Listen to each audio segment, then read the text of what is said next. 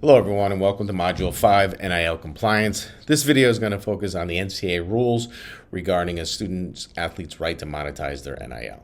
As we all know, as of July 1st, 2021, the NCAA implemented their interim policy regarding the rights to monetize your NIL.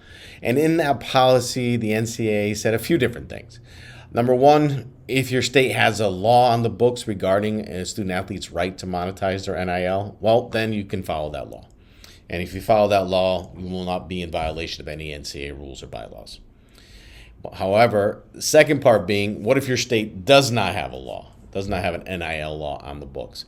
Well, so be it. If that individual elects to engage in an NIL activity, that individual, that student athlete's eligibility will not be impacted by Bylaw 12 of the NCAA rules.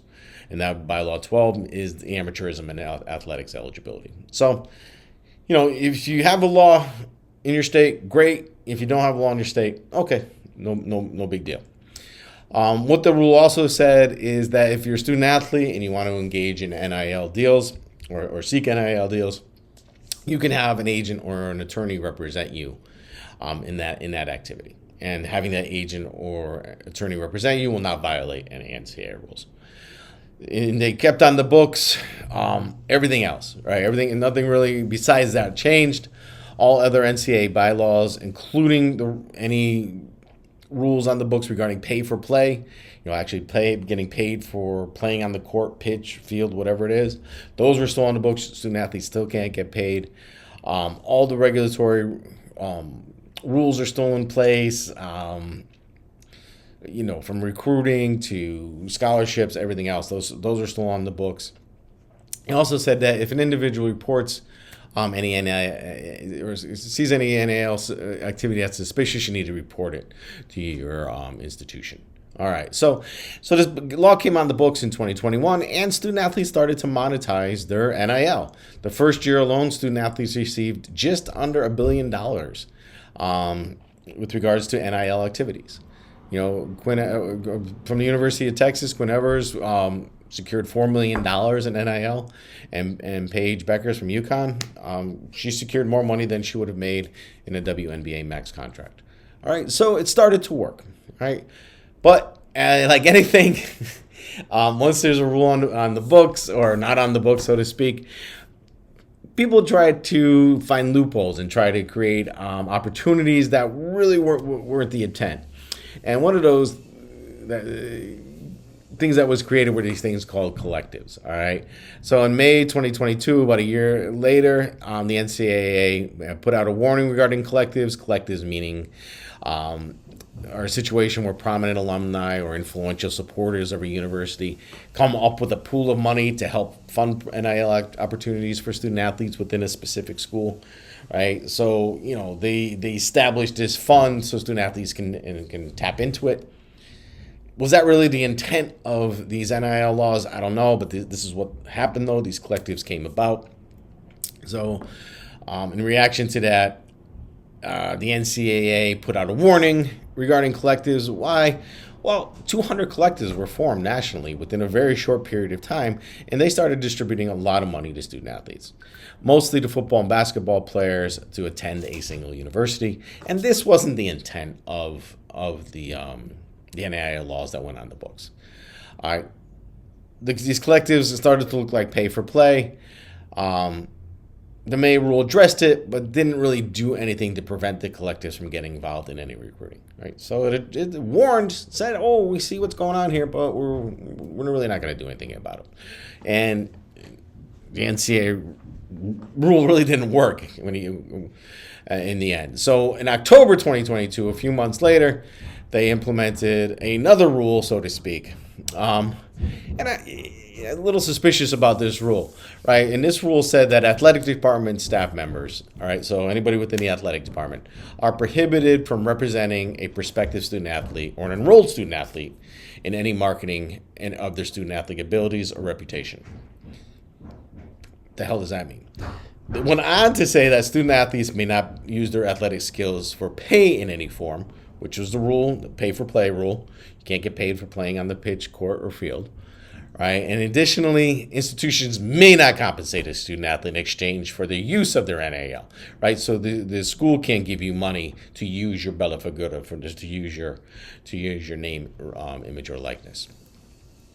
And finally, because this is written so well, finally, it prohibited any institutional staff members or boosters from providing a student athlete with a special arrangement or benefit. Okay, so this is kind of weird, right? So basically, finally, it says Rule 16.02.3 prohibits any institutional staff member or booster from providing a student athlete with any special arrangement or benefit, but permits institutions to finance and assist student athletes with personal development services. Okay, this all got to be broken down. All right, so that's what happened in October 2022.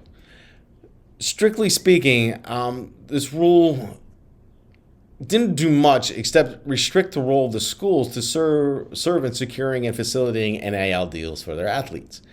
By removing the schools from the process, however, the athletes are now left to manage their commercial value for their NIL without any protection or oversight from their schools. So it's kind of interesting the direction that the NCAA went on this, but it is what it is. Right, so that's the progression. July 1st, 2021, interim policy, for lack of a better term, goes into effect. May, they address the collectives, don't really do much with the collectives. And then in October of 2022, they say, schools can't really help student athletes in securing NIL deals.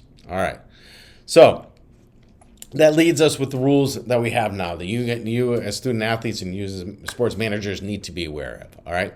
So the first being the NCAA policy restricts NIL agreements. All right. So what the first one says is NIL agreements may not constitute improper inducement to attend or remain at a particular college or university. All right. So within that agreement, if you secure an agreement, that agreement can't say, well, as long as you can continue at St. John's University. All right, may not constitute improper inducement to attend or remain at a particular college. All right, so that brand or company can't say this money is contingent for you staying at STJ. All right, NIL agreements may not constitute pay for play. All right, nor conditioned on a number of points scored. Right, or rebounds, or if you make the NCAA tournament, or if you don't make the NCAA tournament, right? There can't be any conditions on that NIL agreement. It can't be for pay for play, nor can it be conditioned on any parameters that a student athlete can hit. Okay. Third, NIL agreements must contain quid pro quo. What that means, a student athlete must do something in order to receive compensation. I can't be just, well, I'm going to give you money. Oh, okay. No, I give you money, but you have to be in a commercial. Or I'm giving you money, you have to wear this apparel. I'm going to give you money, and you have to, show up at a camp or something like that. It has to be a quid pro quo. The student athlete must perform some type of service in order to receive that compensation. Number 4, colleges and universities may not provide compensation to student athletes in exchange for their NIL. Again, colleges can't pay you. We talked about it earlier. College and university cannot pay you for your NIL. Collectives may not communicate with the prospective student athlete or those affiliated with that student athlete for recruiting purposes. Right? So now that the NCAA starts getting into this collective stuff, right? Collectives may not communicate with you. They may not reach out to that student athlete for recruiting purposes. They can't say, come to University of Texas. There's going to be an NIL deal in front of you. Does that happen or not happen? That's a different question. All right, number 6, coaches and staff may not facilitate a meeting between a booster collective and a prospective student athlete. So your coach or staff can't, in essence, set up a meeting between a booster collective and prospective student athlete. Again, I don't know about that. Right? That's the rule, but how strictly is it enforced? Number 7, coaches and staff may not communicate with a prospective student athlete on behalf of a collective. Kind of reverse what Rule 6 says. So basically, the coach and staff can't represent the collective when talking to a student athlete. Number 8, universities may not engage in negotiations on behalf of an NIL entity or a student athlete to secure NIL opportunities. All right, no one from the university can step in and negotiate that deal on a student athlete's behalf. Number 9, universities may not provide free services to a student athlete or equipment to a student athlete when it comes to NIL activities, unless they do so for non-student athletes, right? So that's where it gets a little fuzzy. So university can provide you contract review. They can't provide you equipment, cameras, or software unless they do so for non-athletic students. I don't know. I mean, I know at St. John's, we have the whole television division over there. So, I mean, I'm provided cameras when I need it. I know my students are provided cameras when they need them to do some kind of project. Does that mean that you can go to the same part of St. John's and secure yourself a camera or software to help you with your NIL? Maybe, right? It's just really not that clear. Number 10, universities may not permit student athletes to promote NIL activities while participating in required athletic activities. All right, so you can't promote your NIL stuff while you're promoting or participating in St. John's required athletic events. All right, so if you're at a game, you can't promote your NIL. If you're at a practice, you can't promote your NIL, that kind of stuff. Number 11, university personnel may not donate cash directly to or being employed or have ownership stake in the NIL entity. Doesn't really have any bearing on student athletes, but personnel may not donate directly to an NIL or have an ownership stake in NIL activities, NIL entities. Number 12, universities may not request that funds provided to collectives and NIL entities be directed to a specific sport or student athlete. So your university cannot request that certain funds that donors provide to a collective or an NIL entity to be directed to a specific sport, to basketball, to football, to women's basketball, to soccer, to baseball. They can't say that, right? The university can't request that, or a specific student athlete. So Zuby, you can't get, the university can't say you get a specific NIL from this collective or from this entity, or Ms. Mayo or Reggie. The university can't do that. Just think about that for a while.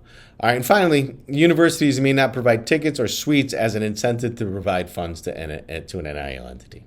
All right, that's really no bearing on the student athletes, but universities can't try to induce through tickets or suites to secure funds from an NIL entity.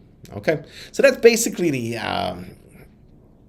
the history or the progression of the NCAA's rules when it comes to NIL and NIL compliance. All right, there's a lot of rules out there, 13, 14 rules.